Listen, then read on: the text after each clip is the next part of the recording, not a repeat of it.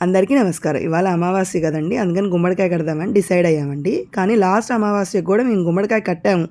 కాకపోతే ఏమైందంటే గుమ్మడికాయ కట్టినప్పుడు మధ్యాహ్నం 12 లోపలే గుమ్మడికాయ కట్టాలి అనేసరికి మేము హడావుల్లో పసుపు పూసి కుంకుమ బొట్లు పెట్టి స్వస్తిక్ అనేది తప్పేశాను.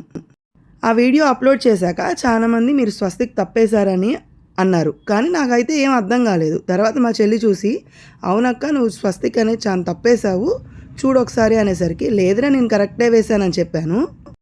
కాదక్క ఇంకోసారి చూడు ఒకసారి అంటే, సరే చూసేసరికి స్వస్తిక్ నేను రివర్స్ వేశాను.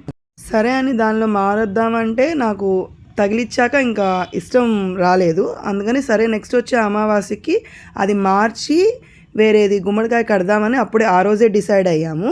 అందుకని ఇవాళ గుమ్మడికాయ వేరే తీసుకొని దానికి పసుపు పూసి బొట్లు పెట్టి స్వస్తిక్ బొమ్మ కూడా ఒక 2-3 సార్లు కరెక్ట్గా చూసుకొని పెట్టాము.